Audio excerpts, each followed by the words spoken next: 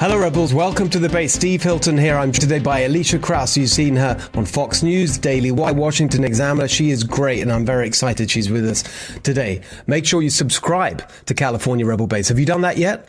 Apple, Spotify, YouTube, wherever you get your podcasts. We really need your help to get the word out, especially in these last crucial few days before the recall election. Speaking of which, our guest today is John Cox, one of the leading candidates in that race. John, it's great to see you. Really pleased you could join us today. Thank you. We've been talking to some of the candidates in the race, and as I say to all of them, I don't think this audience needs convincing about the answer to the first question on the ballot as to whether we should recall Gavin Newsom. I'd love you to just make your case as to why it should be you on the second question. Well, we've had a succession of career politicians and media celebrities, Steve.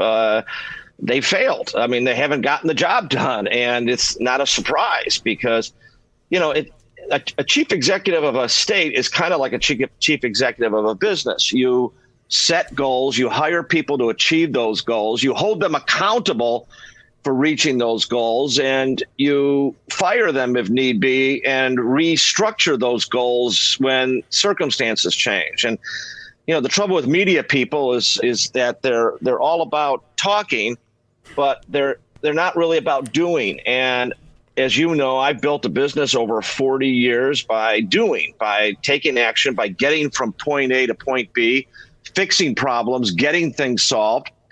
And if you look around the nation, you look at states like Maryland and Massachusetts, they're both pretty deeply blue. Frankly, they're more Democrat as a percentage of the voting population than California is. And both Massachusetts and Maryland have Republican businessmen as governors. It was their first job in government, first job in elected office. Hogan and Baker are two of the most popular governors in the country, and their approval ratings are 60% plus. And why? Because they get the job done. They don't necessarily get bogged down in the partisan battles. And, you know, the same thing could be said with Pete Ricketts in Nebraska, with Bill Lee in Tennessee, with Doug Ducey in Arizona. You know, basically two-term governors. Doug Burgum in North Dakota is one of the most popular governors in the country by far. Again, none of those guys were elected to any other job before they became governor, and they're popular. And it's because they get the job done. And that's my agenda, is to get the job done, to fix the massive mismanagement that's gone on in California. I mean, I know you call it populism and populism and all those kinds of things, Steve, but really and truly, at the end of the day, populism is all about building a better quality of life for everybody, isn't it? Yeah, no, I agree. It's practical. Elisha, what your thoughts? Yeah, Elisha Krauss here. John, it's good to talk to you again. Elisha, nice to see you. It's been a while. You talk about running a business in this state. My husband runs a business in this state. I am a contract worker in this state. And the economy has really been damaged. Even I think people forget pre-COVID, the California economy wasn't doing that great. And you saw a lot of industry, especially the tech industry, moving to other states like Texas, Florida, even the middle of nowhere in middle America to recoup these lost dollars.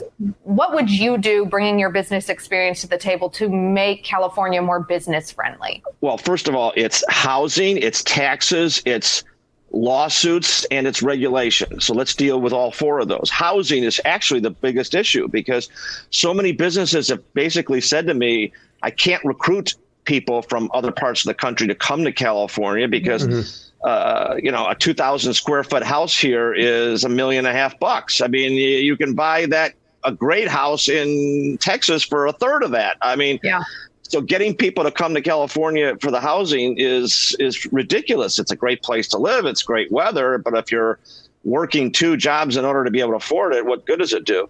The taxes are outrageous here.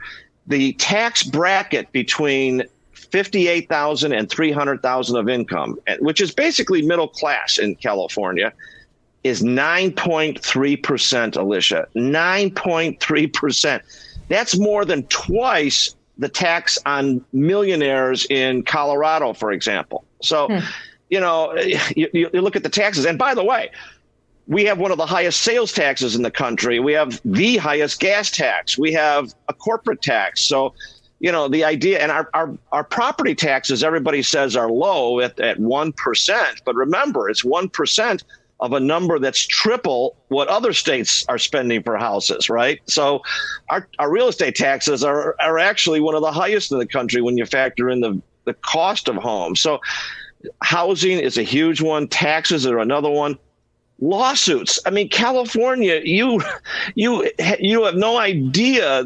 I guess your husband does. The risks and the cost of getting into business with the lawsuits. We are the judicial hellhole of all hellholes. The trial lawyers basically control the state.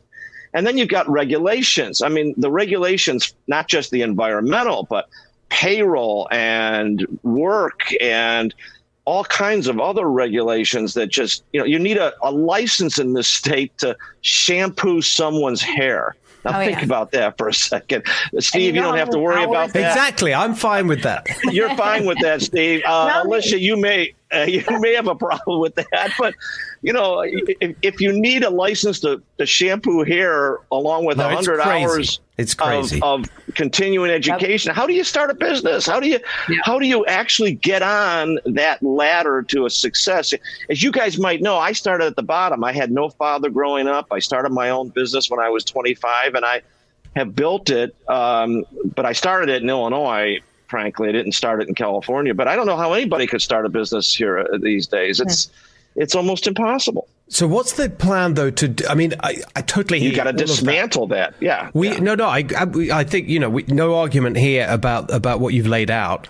I guess the question is specifically in terms of what you could do about it, given the reality, the constraints of the fact that a lot of that is in the hands of the legislature. If you were to be successful, you still got this Democratic supermajority in the state legislature. So how can you make some progress on those practical things just by yourself? And see, this is where I draw a distinction between myself and the radio guy. I like Larry. I was on his show. He's really good at focusing on issues and stuff. But let's face it, he's an entertainer, and and he's also in your face. And he's going to, if he gets elected, he'll spend a good amount of time fighting with the media, fighting with the legislature. And it'll be entertaining as all get out, but I'm not sure we'll get things done. See, I'm a builder. I've managed and built for 40 years. So the first thing I do in office is I start building this party back. And I identify the top 20 assemblymen that are most exposed. I identify the top 10 senators that we could turn in terms of districts.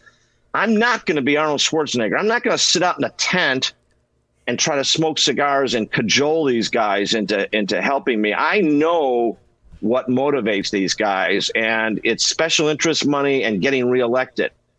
I'm going to go right at them and recruit candidates, raise money. I've got a plan to go after the independent voters. There's 7 million voters in this state, which is about a third who are not affiliated with either party. They're not registered R. They're not registered D. 7 million, a third.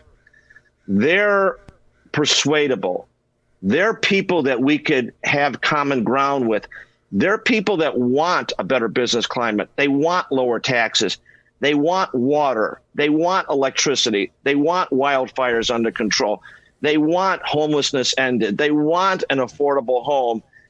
Those are people that are reachable, guys. And the day I'm elected, I start doing something on that statewide. You don't know this, but in 2018, after I lost, I started an organization that was hiring military veterans to knock on the doors of these independent voters. I tried this out in 4 congressional districts. By the way, those were the 4 congressional districts that flipped in 2020. It works. The independent voters of the state, the ones who are unaffiliated, I just told you about 7 million, they don't feel like being part of either party. They don't like either party. I think it's interesting. Look, that's a very different answer to, we've spoken to a number of the other candidates, as I mentioned. They all have a slightly different, everyone accepts the reality of the politics and how you get things done. Everyone has a slightly different answer. Larry's talking about state of emergency, declaration of emergency on homelessness and wildfires. And Caitlyn Jenner's talking about putting different people into the agencies that will act differently. And they'll be in court all day long. Well, but it's interesting. You're talking about the long-term change, and I do like the sound of that. I mean, partly that's the reason I wanted to start this show, because I think that it is a long-term effort to turn things around in the state, and you've got to, see it as that. So it's interesting to hear you say that. But Elisha, what do you think? I mean, to your point about people wanting something to happen, quickly on especially the economic stuff, I don't know. It feels a little like that's going to take too long. Elisha? Well, we're only going to have a year. I'll have to run for re-election in 2022. But I really think the voters, if they see me making these efforts right off the get-go to try to fix these problems, I think they'll give me another 4 years. So I'm very curious, in your past, I know that you were previously a registered Democrat. And as you mentioned, I mean, the majority of voters in this state are also registered Democrats. So tell us about your switch to the Republican Party, the why behind that, and then how you think that helps you appeal to Democratic voters. Well, okay, let's be real, though. That was when I was 20 years old. I ran for delegate to the Democratic Convention in 1976. So I was 21, turning 21 that summer. My mom was a Democrat. My mom was a teacher. She was a member of the Chicago Teachers Union. So I grew up, I didn't even know what a Republican was. I mean, I became a CPA by the time I was 20. And I started looking at what tax rates were, and I heard about a guy named Ronald Reagan out in California who was running for president in 1979, 1980, and Jack Kemp, who was talking about cutting tax rates and generating economic growth. And I was a CPA doing tax returns for people paying tax at 70%. Interesting factoid: I did the tax return for the group that invested in the movie Saturday Night Fever. It was a bunch of personal injury lawyers from St. Louis who wanted tax write-offs. Okay. Needless to say, they got tax write-offs one year and then had huge income the next. So you know what the next movie was that they invested in? Grease. Wow. So they gave up on movies after that. And then Reagan killed the movie tax shelter industry. But, that's why I became a Republican, because I saw how dysfunctional government was. I saw IRS and a lot of government agencies that were the problem. They weren't the solution. And that's what Reagan's message was to us. And, Reagan, remember, brought us back. We were flat on our back in the 70s. I mean, I grew up in that time frame. I remember waiting in gas lines. I remember the Iran hostage situation. And Joe Biden is the second coming, by the way, of Jimmy Carter. And we need another Reagan right now. We need someone to tell us that government's not the solution, that government is the problem here. And California, by the way, is the best example of that. You couldn't create a better example of government mismanagement and basically pseudo-socialism being tried than in California to just disastrous results. I mean, I do have a quick follow-up to that. It's fascinating to me that you mentioned that your mom was a teacher in a teachers union, especially because here I think the incestuous relationship and frankly corruption that is out in the open that nobody seems to care that much about between Democrats in this state, like previous Governor Jerry Brown, Gavin Newsom, Nancy Pelosi. How do you plan on exposing and fixing the major issue between teachers unions in this state and Democrats in power? It's so fascinating to see that, because Larry is making a big play for that, and I applaud him for it. I just like him. I grew up in the south side of Chicago. He grew up in the south side of L.A., but it was basically the same deal. I mean, he saw up close how bad the public schools were in L.A. I saw how bad they were in Chicago. And you're right. It's about corruption. It's about the unions. And it's 10 times worse today. I mean, tenure. I mean, you can't fire a teacher, either school system. And I think the good news is that the pandemic may have hit home something here. And that is, the pandemic really laid bare for everybody to see that it really is the union bosses that control everything. And I think there's an opening there. Larry's driving a truck through it, and he's got Gloria Romero, who actually helped me in 2018. I applaud her, and I applaud Larry for focusing on it. I think Elisha, the answer is I think you go at it head on. And I really think, especially black and brown parents who a lot of them don't have school, choice. They have to settle for the public school. I think they want it. And I think this is a civil rights issue in many ways. And I think the pandemic has given us an opening. It's funny, John. I was going to actually bring up Larry because obviously you were you faced off against Gavin last time in the sort of regular election, and I was going to ask you how you felt, but you mentioned him a lot. I just get the sense that you're pretty annoyed about Larry, the way he's kind of come in here. What do you? Is it frustrating to you that you were you carried the torch back in a couple of years ago, and now he's from nowhere. Here he comes. Is that frustrating for you? Yes. I mean, a year ago, I wrote a big check to the recall. Larry wasn't involved a year ago. I was. And it doesn't give me any claim to it. I mean, listen, the better person should win. I totally agree with that. I guess the question is, Larry and I have far different skills. I mean, for 30 years, he's been on radio talking about the problems. Mm-hmm. For 40 years, I've been building a business, actually solving problems and managing people and getting the job done. I guess the question for voters is who's better equipped? I think if people could take a step back and really know what I'm about and who I am, I think they'd right away conclude that a business person who has this experience is going to be the one. This is the 5th largest economy in the world. There's 300,000 employees in the state of California. By the way, there's no way there should be 300,000 employees. It's insane. I'm going to have to make 3,000 appointments when I get into office. Okay. Again, I don't think I should have 3,000 appointments. I think that's illustrative of the fact that government's too darn big. But what experience does Larry have in that regard? He's been on the radio. No offense to you guys in the media, but let me tell you. I guess I can never run for office because John wouldn't vote for me. No, I didn't say that. Leadership is leadership. There's certainly been instances in past history of people that have been leaders without having been business people, of course. But you know what? I think in this day and age, with the complexity of life, with all the factors swirling around it, I think it really does help to have a multidisciplinary background, which is what I have. I'm a CPA. I'm a lawyer like Larry, but I'm a business guy, and frankly, those are a skill set I think that is really helpful, and you can see that, like I said, in Charlie Baker and Larry Hogan and Pete Ricketts and Doug Ducey and a whole bunch of business people who have been successful governors. I think it's helpful. It's a completely fair point, and it's an executive position. And in fact, when you read about how the current incumbent carries out that role, and you talk to people who are around the system in Sacramento, you hear the same things over and over again, that actually it's things like a lack of focus. One day he's on this issue and then he's on the next, and there's no follow up. And actually it is about the ability to carry out an executive function and take a plan and enact it and make it work. So I think there's a lot to what you're saying. It's just actually the comparison to Gavin Newsom is a real important one, Steve, because people need to know that, he claims that he started this business, but he really didn't, you understand. It was started with Gordon Getty's money, and they made sure they had professional managers all the way along the line. He had that capital backing him up.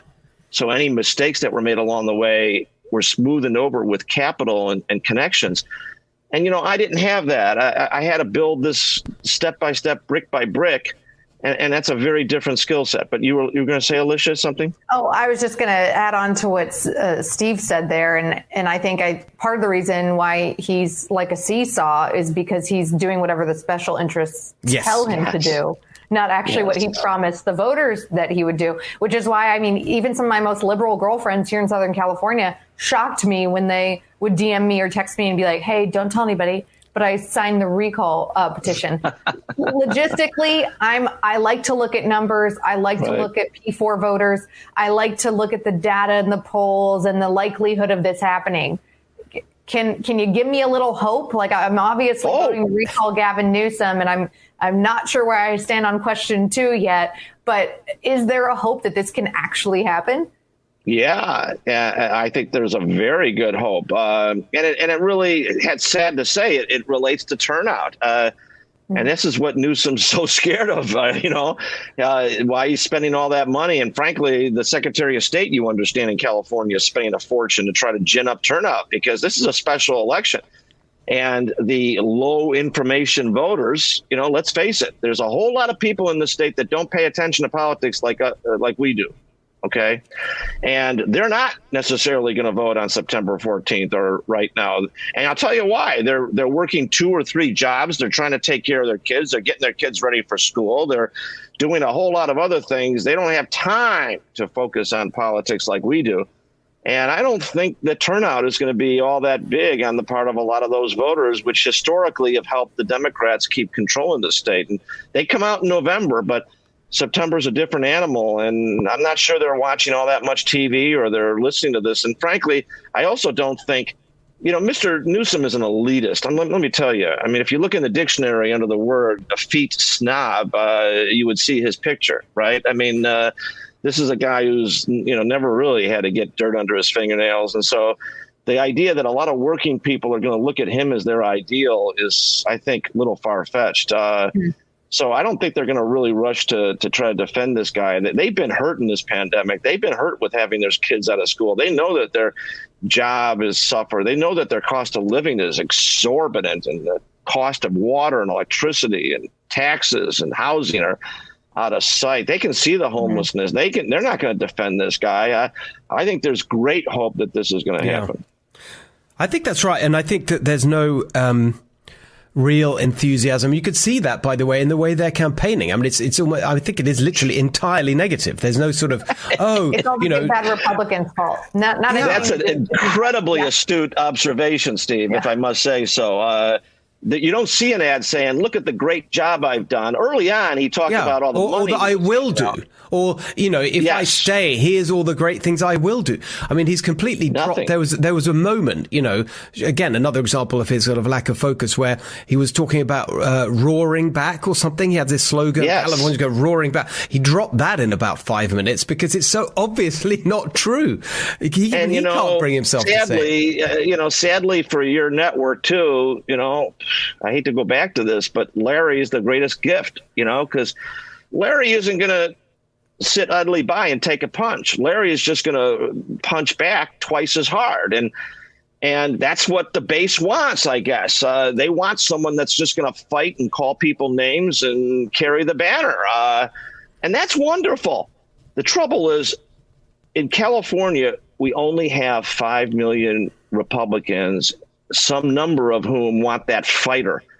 What we have, though, I just said to you, we have 7 million unaffiliated voters who really make the difference.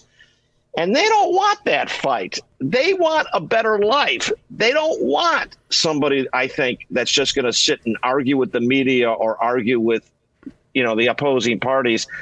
They want someone who's going to deliver water and electricity and a better house and wildfire control and crime prevention. Yeah. The trouble right now is that the polls are showing Larry in the lead because it's that angry segment of Republicans who say, just punch him back twice as hard. And, there's a worth to that, I suppose. But if we're going to get back into power, Steve, if the Republican Party is really going to get back some responsibility in this state so that we can make this state better, we got to show people, especially those independents, those 7 million unaffiliated, that we can actually get the job done. And I'm just dubious of Larry's potential to do that.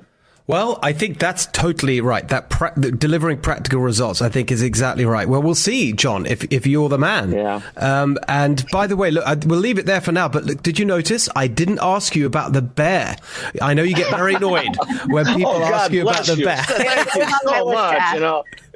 The expensive bear, by the way. That bear, was a member of the Screen Actors Guild. I don't know if you know that, but it's a union bear, and it's expensive. And I'm a true fiscal conservative, so I've not brought out that bear that much. These consultants want me to use it all over the place. And I said, no, I'm a fiscal conservative. Well, I think the bear is great. And I'm very glad that you could be with us even without the bear today. So good to see you, John. Thank you. Who says the bear isn't here? I mean, I think you should have a teddy bear whenever anybody asks about it. Just like pick up a little teddy bear. Yeah, it's a way to make news, I guess. That's what it is. Thank you, John. All right. Well, look forward to being with you, Steve, on your show. So, and give Tucker and Sean and Laura a message that they ought to have on a business guy who's actually going to fix this state. Fair point. Thank you, John. Good to see you. Thank you. All right. What did you make of that? I mean, it's interesting. I'm aware of him. I'm aware of him having run before. I mean, I'm such a California politics nerd that I remember way back when Neil Kashkari was GOP. Oh, right. nominee. Yeah. That's right. That was the first race when I moved here. So I've been in 2012. I remember that. That was 2014. Exactly. Yeah. Because my husband and I moved here in 2013 when I was pregnant with our firstborn. And I remember being like, oh, I like Neil. I wish he had addressed like some things. He seemed very Republican light to me.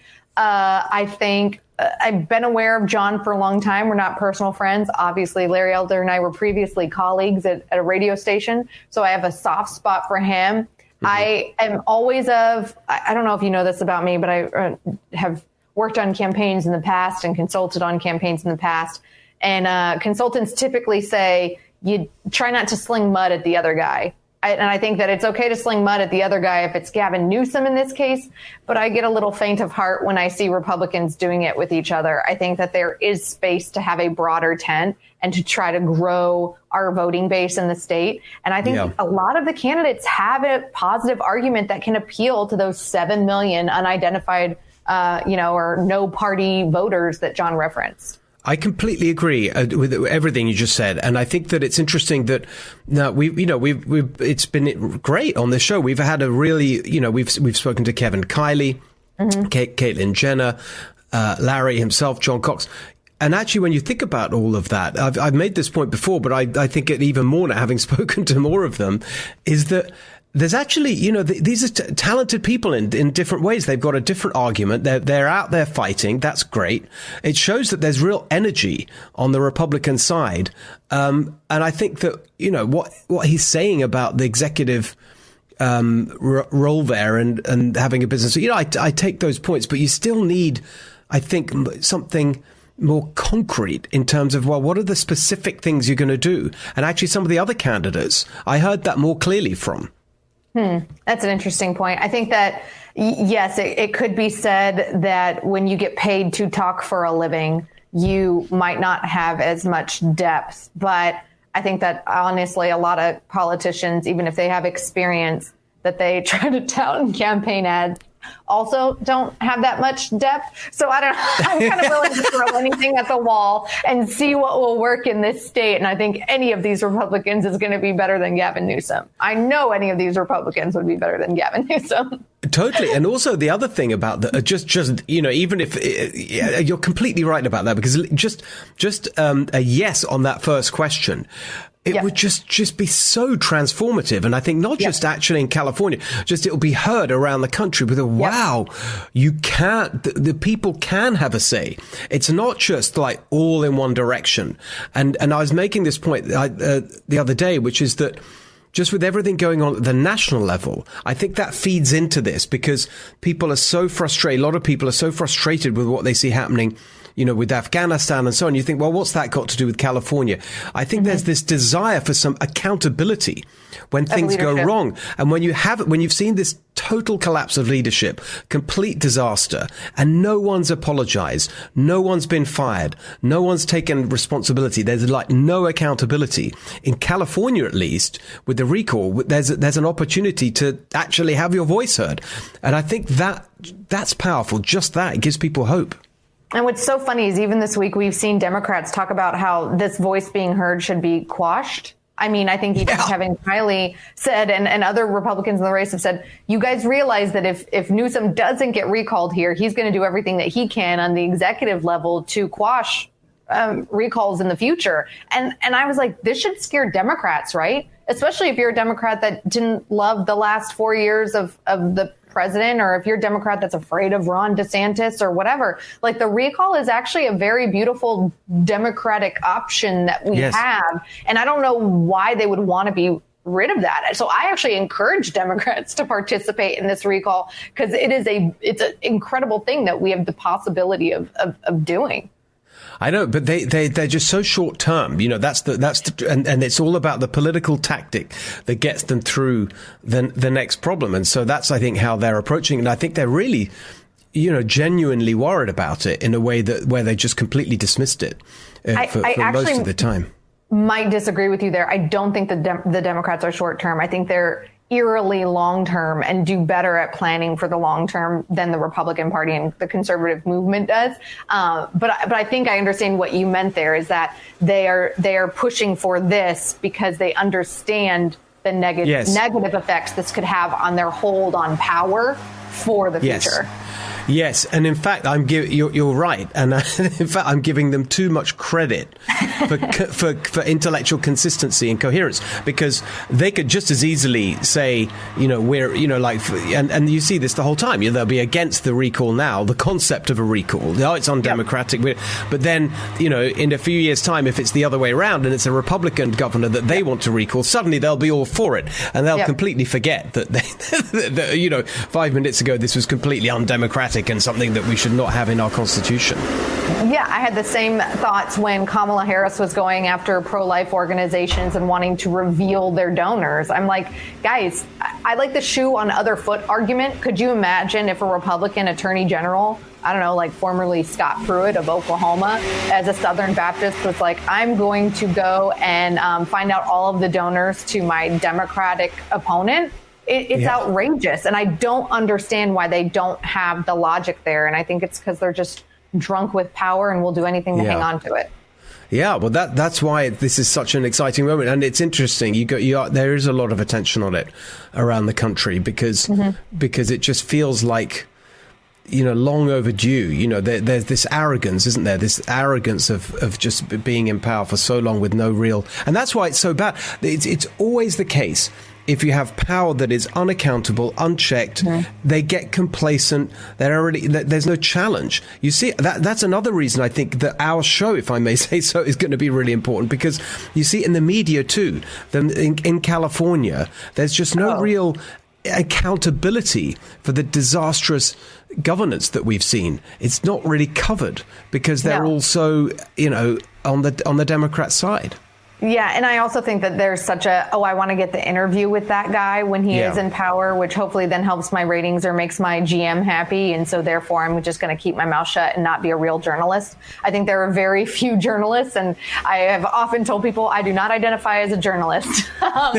Maybe I should, and I could get more interviews. But I think that it's really important to have true journalists out there that you should be able to watch and see them interview a John Cox and ask tough questions, or Gavin Newsom and ask tough questions. And unfortunately, I think a lot of times, like, Republicans get asked harder questions by Republican people in media than they do of the Democrats ever do of the other side. Yeah, I mean, the deference that is shown to the Democrats here is just laughable. And the More way like, that you know what, kissing. Exactly. And then the other thing I find just unbelievable is the way that they, even as they report the news, they sort of they insert Democrat talking points as if they are acting as the communications aides for the Democrat politicians that they're trying to cover. It's unbelievable, actually. Yeah, it's kind of a sidebar, but along that, just the level of control that politicians have been given, and I would love to rip some of that control out of their eager egos. My family and I were just at Disney actually 12 days ago now. So none of us have COVID. So now I'm beginning to think that maybe COVID doesn't exist if we didn't contract it at Disneyland. But when I was there, I was looking around and I'm like, wow, all of these cast members, all of these people that are here with their families from Southern California, like this location, this business, this massive corporation was stuck under the heel of the state and federal government for a year and a half? And all of the thousands of jobs that were affected by that, and the local area and the schools and the economy. And it's just like, when you can see that so tactilely. I really hope that spurs voters to get out there and think about their local bodega or their grocery store or their dry cleaner or their kid's school, and then vote yes on the recall. That's all I have to say about that. It's a great point and a great place to leave it, I think, because in the end, that's the real practical difference this election can make. Because if he stays in power, you're just going to see more of that back. Whereas whoever is the Republican replacement will be all for opening things up and getting people back to work and getting the schools open without all these stupid restrictions. It really will. You will see a big difference quickly. That's why this vote matters so much. Elisha, great to see you today. Thank you so much. Fun being here. All right. Well, that'll do it for us today. Thank you for being with us again on California Rebel Base. Make sure you subscribe on Apple, Spotify, YouTube, wherever you get your podcasts. Help us get the word out. Leave us a review. We really appreciate it. And see you next time on California Rebel Base.